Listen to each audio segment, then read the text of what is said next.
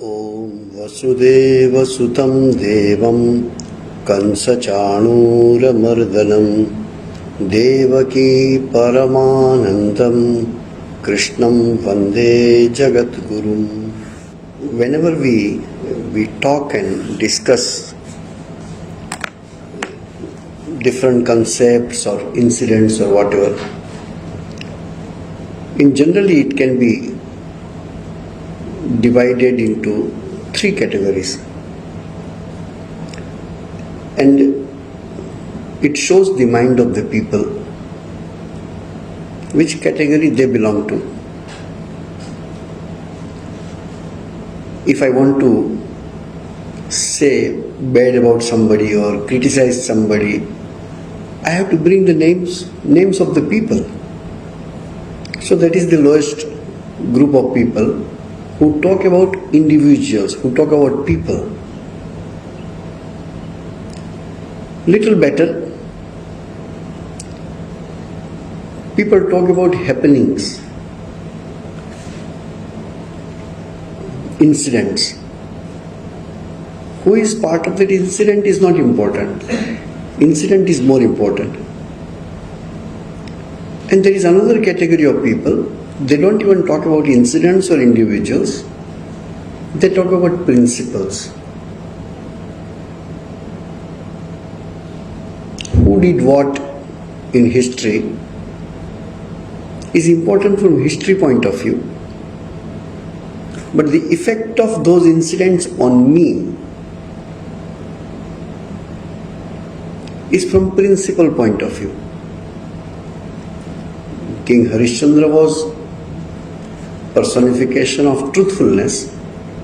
To know about Harishchandra is one thing. To know about a character in history who was such a great man is one thing. But this too doesn't mean anything unless it affects me or it affects us. That we also idealize and try to become more truthful. So these three categories we remember. And if you see from Hindu scriptures point of view, for example, they give the name of individuals. If you see in Bhagavad Gita, many names are coming. Dhritarashtra name comes, some great warriors, their name comes. For an example, one or two rishis names also come. But the important part of Bhagavad Gita is always the principles and philosophy. This we need to understand. Why scriptures are needed? First of all, you don't need scripture to find something about your day-to-day life. Your five senses and your intelligence is enough to survive. Bhagavad Gita, there is one shloka which says, Tasmat Shastram Pramanam Te Karya Akarya Vyavasthito. The purpose of the scripture, it defines only which is good work, which is bad work, which is harmful, which is not harmful.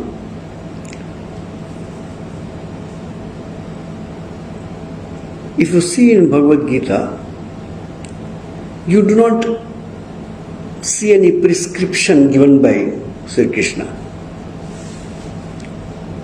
There is no items, this food is good, this food is not good. Even the major classification also he doesn't talk whether vegetarian food good or non-vegetarian. There was no difference of vegetarian and non-vegetarian at that time. I don't know, there are, as the history, if you keep your child ignorant about something, do not even talk about that particular aspect of life to your child until the child finds out by himself or herself, he or she will be ignorant about it. What information you provide. That's why when a child is growing, all that is good you provide to the child. So that when the negative and the wrong things come, he or she will have a capacity to discriminate what is good, what is not good. So, scriptures will tell many things. And because of our history, because of our political situation, because of the geographical situation, many concepts are kept hidden from us.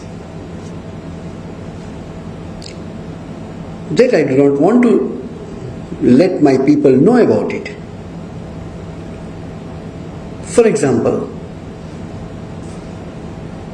when Vaishnavas dharma came, say about 2500 years before, Vaishnava means devotees of Rama or Krishna. Very interesting. Or any other incarnation of Vishnu. Vaishnava means those who believe in incarnation of Vishnu. 10 incarnations are there. Follower of, worshipper of any incarnation are all Vaishnavas.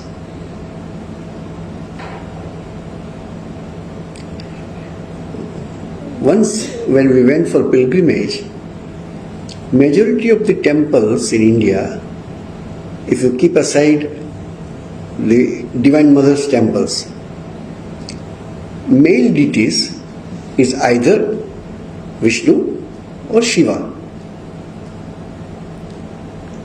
If you go to Shiva temple, there are hardly any rules are followed, social rules. Cleanliness, etc. is fine. Who can go, who cannot go, whether women can go or not, whether a foreigner can go or not. All these rules doesn't apply in Shiva temple, you will find. That's why many non-Indians, when they say we want to go to India and want to visit some temples, so I said go to a Shiva temple which is very easy for you to go.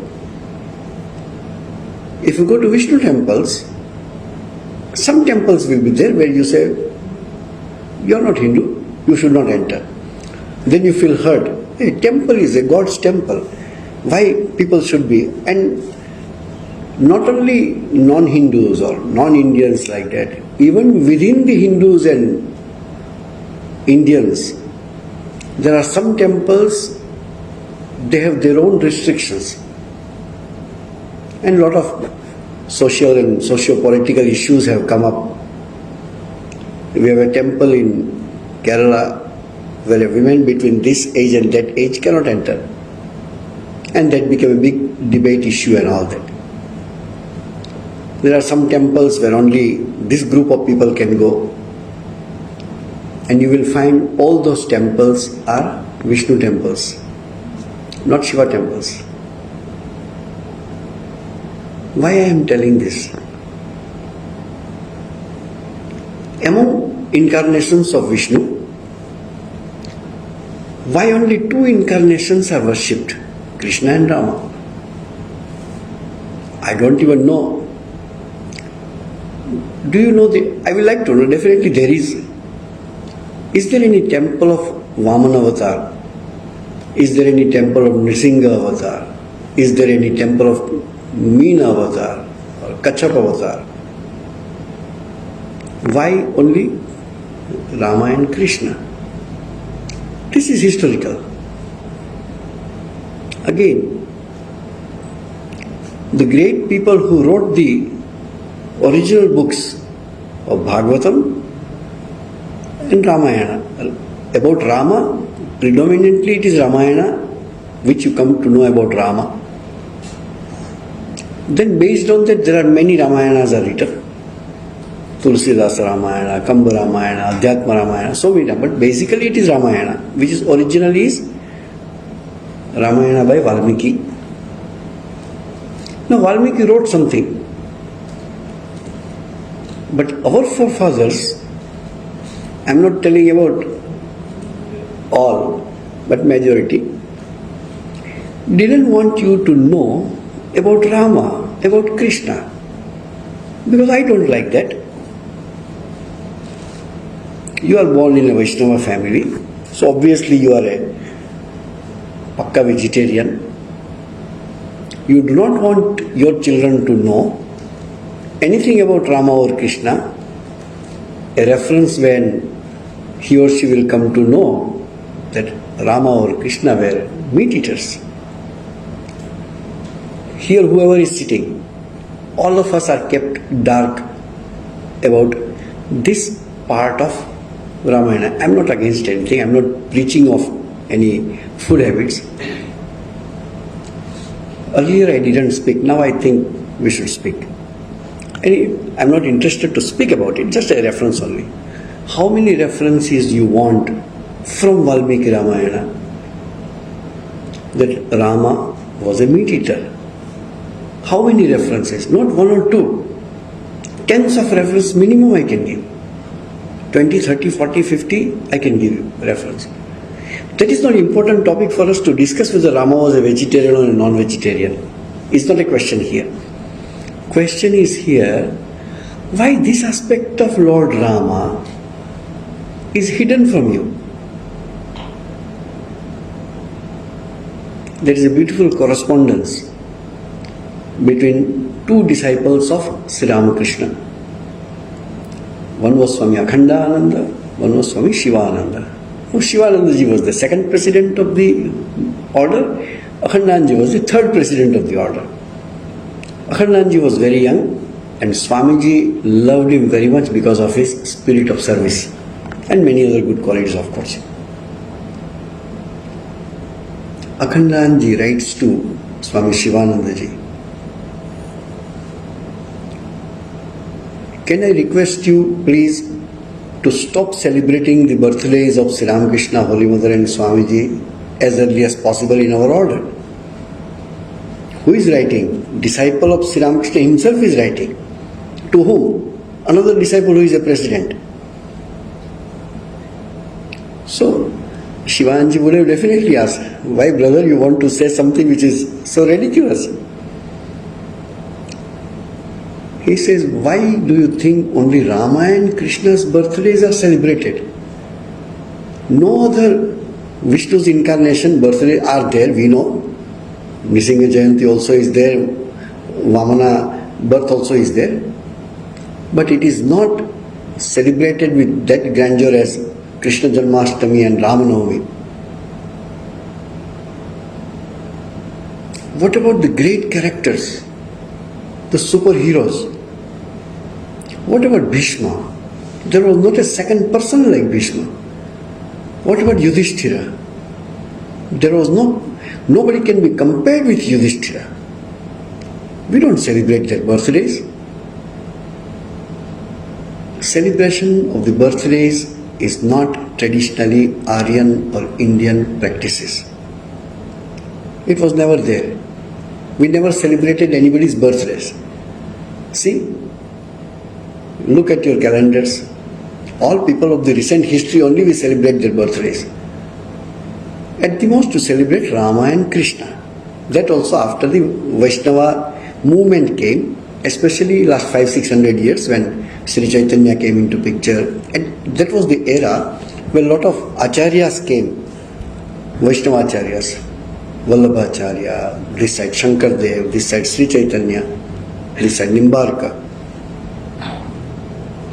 They popularized the worship of Rama and Krishna, and temples after temples came.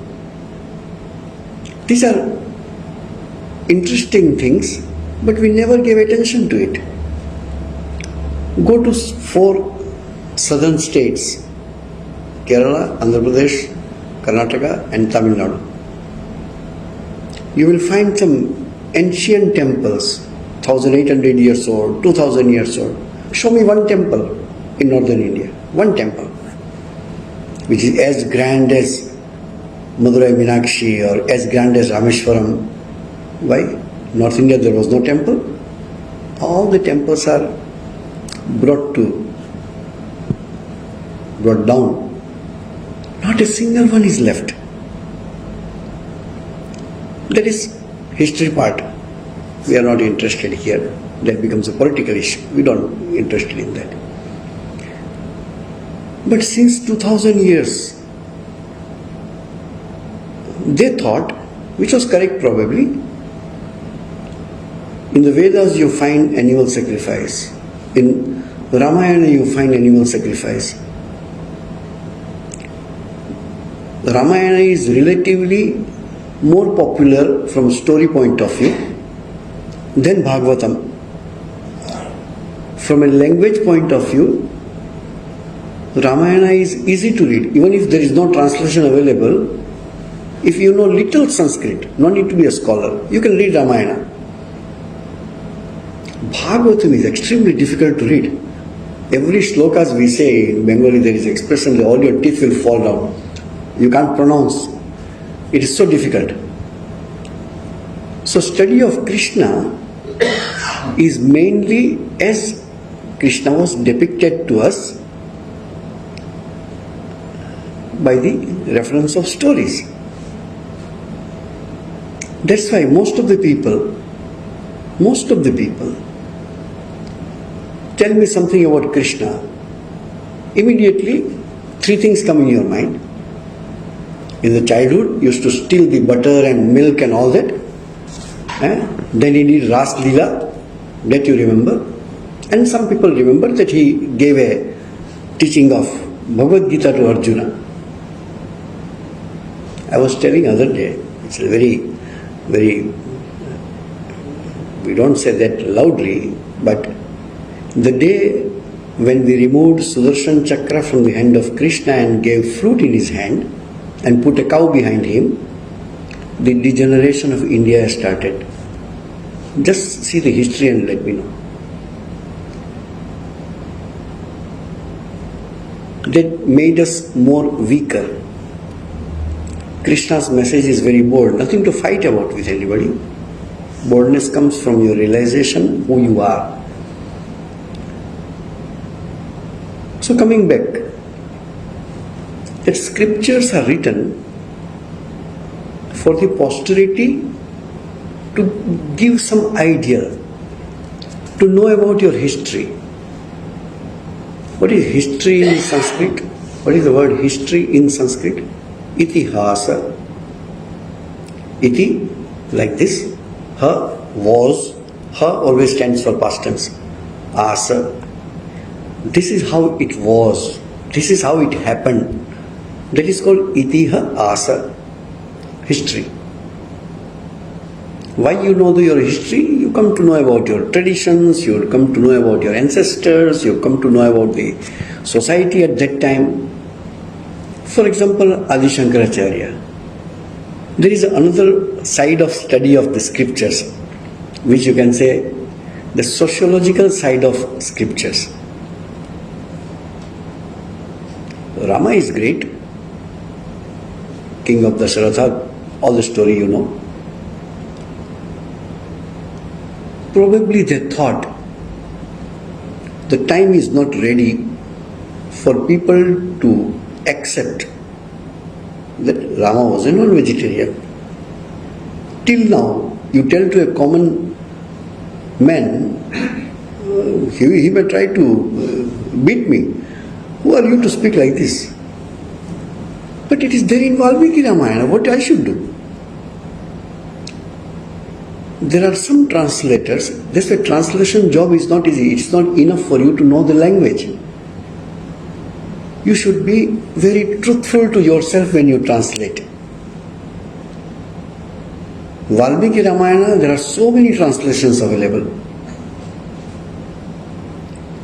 One of the disciples of Sri Ramakrishna, Swami Vijnanananda, has done Valmiki Ramayana translation in English. Wherever the word mamsam came, he has translated that as meat or flesh. All the books published by Gita Press, the word mangsa, which is meat, that translated as fruit pulp.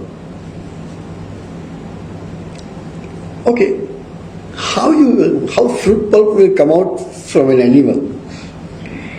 This doesn't work. But they know. Most of the people of any religion do not read scriptures. Be faithful to yourself and say how many of you have read Bhagavad Gita full, whether translation or commentary or whatever. On an average, not even 5% will be there. They know people don't read scriptures. Some pandits and some monks, they read, so they know. But we also keep quiet. Why to disturb people? Truth doesn't change. And till today, how many of you knew that Rama was a pakka non-vegetarian? None of you knew practically. Hundreds of references are there in Valmiki Ramayana.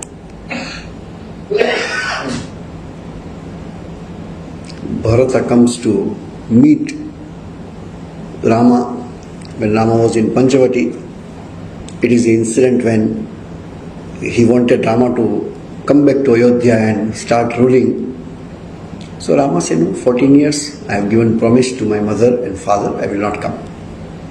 So he gives his sandal, his footwear, and that was kept on the throne. And on behalf of symbolic existence of Rama, Bharata ruled the kingdom of Ayodhya for 14 years. When Bharata came to see Rama, he came with a beautiful description is there. He brought so many things with him so that his brother can get a little comfort. Of course, nothing was retained by Rama. There is a reference that he brought some fish also. Why do you think he should bring fish to the forest? It was very normal. And he was Kshatriya, come on. They were all non-vegetarians. I am not preaching anything. I am telling what is written in the scriptures. But it happens. There are still many people who feel that society is not ready to accept Rama as a non-vegetarian. That's why none of us know. In 21st century, in 2022, where the whole Ramayana is available on the internet everywhere, in your mobile phone is there, but nobody cares to read. And an impression is given, so that is okay, nothing wrong about it. Why it could have been done? You do it for 100 years, I understand. You do it for 2000, 3000 years, and still we are doing that. I remember Gospel of Sri Ramakrishna was being published in some of our vernaculars in India. So in very first 1 or 2 pages, Sri Ramakrishna gives an example that why so many religions are there in this world. God only has created this religion, not human being has created. Because it is suitable to certain group of people. Explaining that, Sri Ramakrishna says, if fish has been purchased for the family to cook, mother knows which child can digest which dish. There are some people who are very weak stomach, so maybe steamed fish, some like tasteful, so maybe sweet and sour fish, for some fried fish. This example is given. I come from one of the states where people are vegetarian. So in the Gospel of Sri Ramakrishna, wherever the word fish comes, they put it as a brinjal, eggplant. It is still there. Why it was so? This was published practically in 1940s and 50s. So the Swami who had published it, we asked him this question in 1980s. That Swamiji, this is a lie. Why you, being such a scholarly Swami, such a great Swami whom we love, Why did you put brinjal in place of fish? So that Swami very nicely and smilingly answered us, to print fish as fish, to translate fish as fish is more important for you? Or it is important that devotees should come and read the spiritual teachings of Sri Ramakrishna? If I print fish as a fish, none of them will come to mission. How to go, how to worship a person who used to eat fish? Because that vegetarianism is so strong. People cannot think. Long after that, when we say that, no, Sri Ramakrishna was a Bengali, some Bengalis eat fish, so he also used to eat fish. Still there are people, it is difficult for them to accept. No, how it is possible? How he can eat fish? It is not problem of Ramakrishna, it is your problem because you are grown up in such way. So this is a social part of the scriptures. While explaining certain concept, Adi Shankaracharya writes, is it possible that half chicken will be cooked and half will lay eggs? Is it possible? This is the example given by Shankaracharya in the Gita Bhashya, in the commentary of Bhagavad Gita. Whether Shankaracharya was eating chicken or not, I do not know. But chicken was being eaten, that is very clear. He knew it. Correct? Otherwise, how he can write it? If I give an example, if this lecture is recorded and after 200 years somebody hear this lecture and I say there is something called computer, so whether I used computer or not, that may not be proved, but something called computer was there, that much is proved.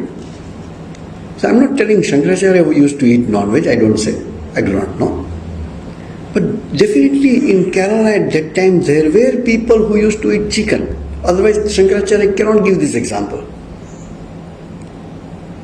So this, we are all trained, we are all given certain types of information which is censored. Censored by whom? Censored by our own ancestors, thinking that no, this is not necessary for you to, otherwise you will misunderstand. Lot of uproar is there whether beef should be eaten or not. In no Bhagavad Gita, no Vedas, no ancient Hindu scriptures ever wrote cow as a very holy animal. No, there is no reference. There is no reference. But it's a good thing to know. Why? India predominantly was an agriculture country, which depends on agriculture. And so much beef was being eaten that the cattle population was in danger. And in India, anything if you want people to accept it and practice it for centuries to come, you just attach it with religion. Is there any way, have you heard that only right hand should be used for offering to anyone? But we all practice that, nothing wrong about it. If I give a chocolate to your child and the child takes with the left hand, no, every mother will tell or father will say, hey, take by right hand. Nothing wrong about it, I am not against it. Don't say scripture says that. Scripture doesn't say left and right. It is a group of people, they thought this is a good practice and it's okay. Sri Ramakrishna says one thing. Scriptures are mixture of sand and sugar. You take sugar, you don't take sand. Scriptures are written. At that time they were great scholars. Valmiki was a great scholar. Tulsidas was a great scholar after many years. Shukadeva was a great scholar. Vyasa was a great scholar. So they have written the books. And we believe them.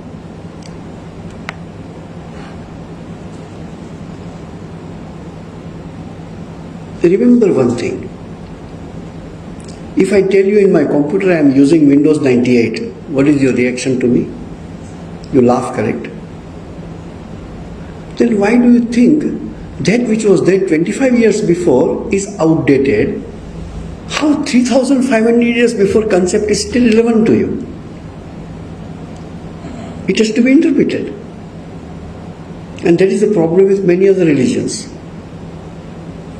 There is no scope of interpretation. In Hinduism, there is a scope of interpretation.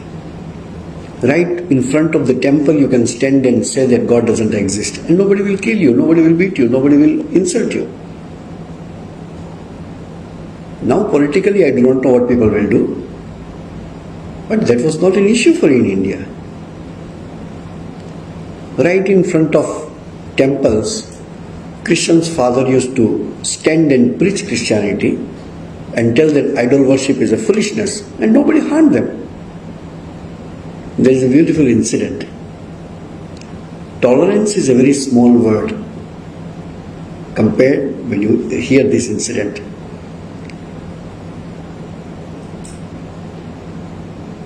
Long after Sri Ramakrishna's passing away, one of his disciples, Swami Premananda, was visiting certain place, and he found that a Christian father is preaching Christianity. Preaching Christianity is one thing and belittling Hinduism is another thing, but he was doing that. And there were many people assembled there. Obviously all of them were Hindus. So this Swami, disciple of Sri Ramakrishna, felt that he is doing harm to Hinduism. And so he went inside the crowd and chanted the name of God, Hari Bol, Hari Bol, Hari Bol, like that. And the people started telling Hari Bol, and the whole meeting practically was dismantled. He had a vision that night where Sri Ramakrishna appeared to him in his dream or whatever, or he thought, maybe it was his thought and came as a dream or whichever way. He had a vision oblique dream. Sri Ramakrishna said to him, why did you do that?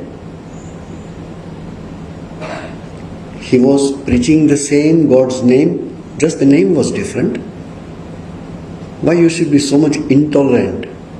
Just because God's name is, instead of Krishna, it is Christ. Why you are disturbed so much? That means you have not understood me, you have not accepted me. This is much beyond tolerance, even much beyond even acceptance. So idea is that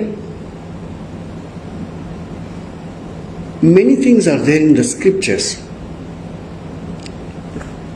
For example, if you people do not know, and if I do not want you to know, so I will nicely skip that chapter and will not speak about it.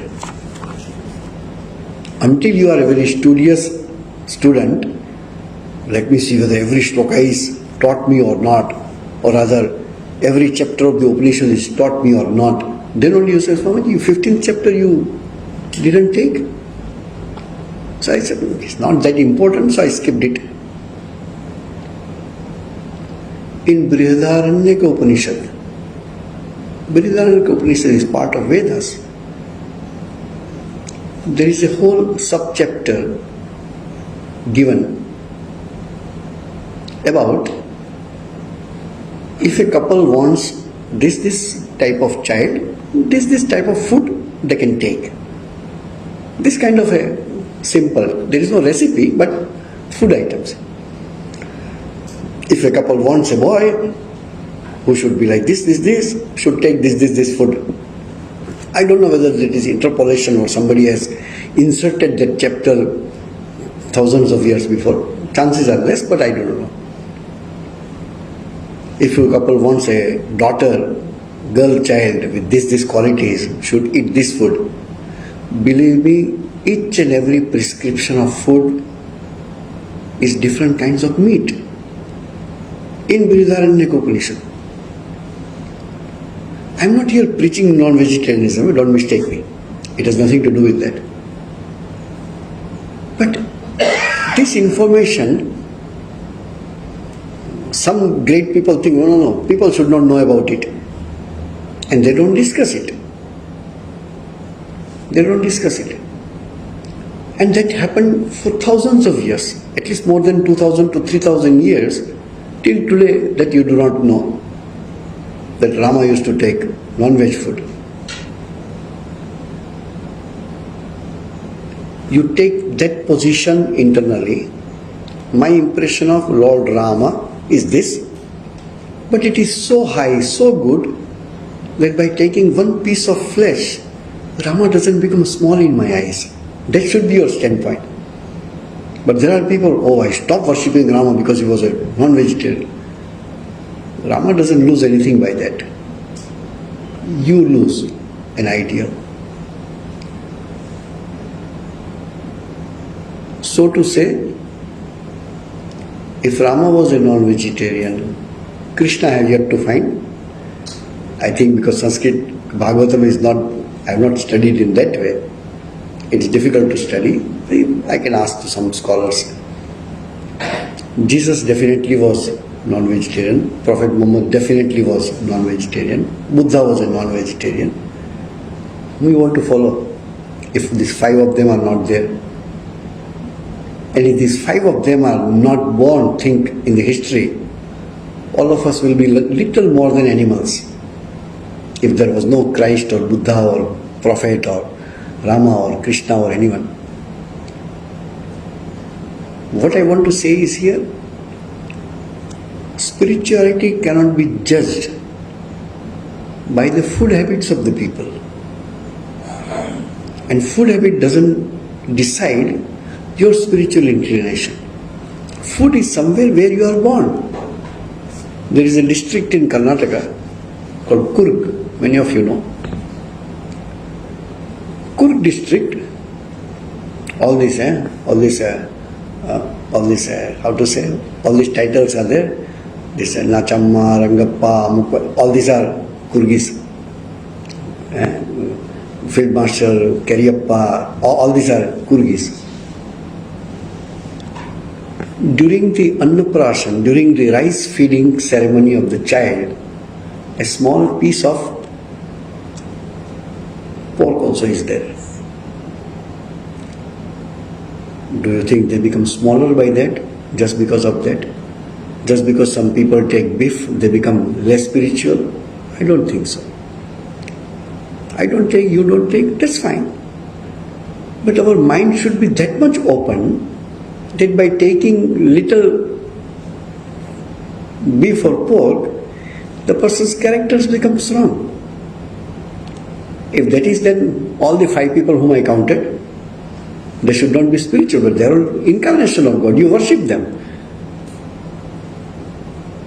So spirituality is difficult to understand, but we are modern, open-minded. We should be free from this kind of limitations. Spirituality has nothing to do with dress, has nothing to do with food habits, has nothing to do with how you look, what you wear, what you eat. Spirituality is an inner quality of your mind and your heart, which is broad enough, which is Catholic enough to accept everybody as they are. I don't need to change you to accept you. I should accept you as you are. Many times it happens. People become very narrow-minded. Since it is not your practice, you laugh at it. If it is your practice, you defend it. Though both could be stupidity. I remember when Swamiji told me, in America it happened. So in America, our mission, etc., we don't have a regular kitchen and way of taking dinner and lunch what we take here in Indian style. It is not so. So the lectures are sometimes, weekdays lectures are quite late. By 9:30, lectures will be finished. So small group of people are there. So told Swami, already it is 9:30. We give you a treat, come, we go and have food in one restaurant. So the Swami went as it is, as he was there. So when they went to restaurant, all the devotees were allowed to enter, the Swami was stopped. So they all told, hey, he is our teacher, we want him to take dinner with us. The owner of the restaurant told, dress properly and come. Your dress is improper. This kind of dhoti or vesti what you wear and this kind of shirt you wear, this is not acceptable dress in America, so change your dress and come. We may laugh, but there is nothing to laugh, it is their practice. As I told, I was in Argentina, so similar thing happened. I had a lecture in one place, so we had to walk down a few blocks. So I was wearing the same because they wanted, we want to see the monk in this dress. So I wear this dress only, mainly. Believe me, whoever was inside the shops or restaurants or who were on the road, everybody was looking at me like this. What kind of dress he is wearing? Little funny, but it is true in that country. Bald head, clean shave, wearing a vesti like a shalong with the ladies wear. At a glance, immediately they consider me gay. It is not my problem, it is their problem. But then I ask them, why everybody is looking at me? It is because of your dress. Many of you must have heard the name of great Swami Yatishwarananda and the famous book Meditation and Spiritual Life.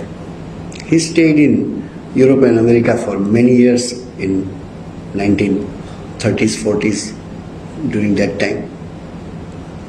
We had one Swami here called Swami Shastrananda. Shastrananda, before coming to Singapore, was posted in America. So Yatishwarananda by that time had returned back and was settled in Bangalore. He was head of a Bangalore center. So Swami Shastrananda is a very traditional monk. So he says, I don't like to wear the formal pants and shirts and tie and all that. I will wear only girva in America. Yatishwarananda smiled and told him, if you want to represent yourself as a monk, then wear the dress which they tell you to wear. If you want to present yourself as a monkey, not monk, then wear your girva dress in America. We think it is reverse, correct? Oh, girva is famous everywhere. What harm is there for you to wear this and that? You wear it, we also wear it. When I went to Argentina, the first thing that Swami told, never ever wear your girva outside the gate. You may be insulted, humiliated, could be, or some intolerant person may come, he may even hurt you, or they make fun of you, thinking you, as I told, either you are this or that or something. So spirituality cannot be judged by your dress. Just because somebody is wearing one kind of dress, we have a concept in our mind that people should not wear this kind of dress. We also say, you dress properly when you come to mission, it's a temple. Sometimes we say, otherwise, they don't come regularly, once in a blue moon, or they come or don't come also. Let us not. So other day somebody came. So one lady told me, should I tell her that they should not wear the dress like this? You don't look at her, that's all. Keep quiet for a while. If she regularly comes with such shabby dress, then we can say, see, you are coming regularly, so dress well. But that doesn't make that person less spiritual by that dress. It is our concept. For devotee means this kind of dress. That is your concept. So, it is very difficult to discriminate, very difficult to ascertain this spiritual spiritual ideas, we immediately translate them into social and daily practices and all that. And that's why, even during Jesus' time, and 2000 years before, he has to say, beware of the false prophet. Why? A person wears a monk's dress, you immediately consider him as a monk. There are some ideas which you don't hear generally. One Swami told me one day, you know what is my biggest problem now? So what is the biggest problem? Biggest problem is this Gerva cloth. I said, why Gerva cloth should be a problem? We cherished it to become a monk, and Gerva cloth is something which we cherish, we like, we want to wear. This only we wear, nothing else than that. He said, no, I also want to wear. Just because I wear this dress, people show special respect to me, even if they do not know me. If I do not know any one of you, for example, any person, seeing your dress, should I go and do some special treatment to you just because of your dress? No. Then why do you do this to a monk? Because that is our practice. So, it is very easy to cheat people. That's why in many Indian places of pilgrimage, you find people wearing this kind of dress and cheat people. It's okay. This false way of life is everywhere, it is there. Even Shankaracharya has written in one place, Udara nimittam bahukrita vesham. To fill the stomach is the issue. So wear some dress. You wear Gerva and sit down in the corner of the street, somebody will give you some money or some food and all, then you can live your life. Good or bad, that's a different thing. But this dress doesn't mean anything. It's a symbol. It's a uniform. I remember in our counseling center we had one Chinese lady coming as a counselor. She was, Swamiji, can I ask you something? I said, please ask. Are you not bored to wear the same dress every day? I said, this is my uniform. Oh, uniform, then it's okay. You don't ask this to an army officer. You don't ask this question to a Christian father. You don't ask this question to a Buddhist monk. It's the same way. It's a uniform. But there is a different perspective, different eyes for people to see, you see. Even morning to evening, people don't want to keep the same dress. They want to go change something. One day I had a full day training. I used to be a superintendent of the home, so I have attended so many courses. So, one lady, not from mainland China, definitely local, very smart. She was our trainer for the whole day.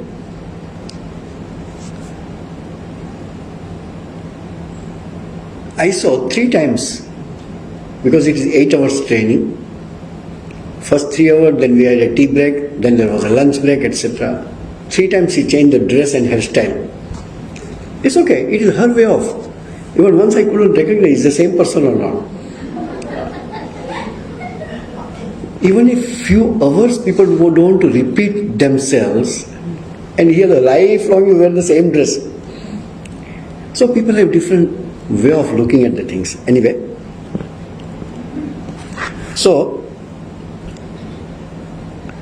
idea is this, the idea is this, that scriptures will give you guidance. You have to interpret how to practicalize that guidance. Scripture will not tell you whether you should eat pizza or not. Scripture will not tell you whether you should eat rice or not. You see, in Bhagavad Gita, you will find some shlokas that the sattvika food, rajasika food and tamasika food. Sattvika food, very well balanced food. The food which is very make you more and more active. And there is food which makes you full of inertia. Now if you see the type of food which is called tamasika food, I think whole of Tamil Nadu is eating tamasic food. Why? Yata yamam, the food which is more than 3 hours old. You put the dosa mawa and idli mawa one day before. until it become fermented, you don't eat. What is fermentation? Acid is created, bacteria are created, and still you will say that it is a vegetarian food. Egg comes out of chicken's body, is a non-vegetarian food. Milk comes out of the cow's body, is a pure vegetarian food. Logically doesn't mean anything, but it's a practice. Milk is the most pure vegetarian food. How it can be? It is an animal product. How it can be vegetarian? It doesn't come out of vegetable. It comes out of animal's body. But the chicken lay egg, wow, that is a non-veg food, cannot take. Funny things happen in the society. I remember in certain places in India where people are vegetarians, they don't take egg. But government also wants them to eat egg so that some protein and all that goes to them. So they started putting a stamp, I have seen, stamp on the egg, rubber stamp, vegetarian egg. What is vegetarian egg? Unfertilized egg is a vegetarian egg. And people started slowly taking that. So it's how few people govern your mind. Few people set in practice few things, so slowly put. Sri Krishna also says in one place that whoever is a leader, everybody is a leader. Father and mother are leader of the family, child becomes in the school, is a leader for the juniors. Everybody is a leader, everybody is a follower.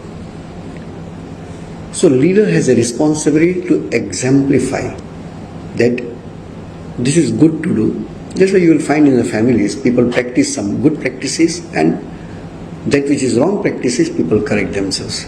Anyway, we have to take it later on. Om Shanti Shanti Shanti Hari Om Tat Sat Sri Ramakrishna Arpanamastu.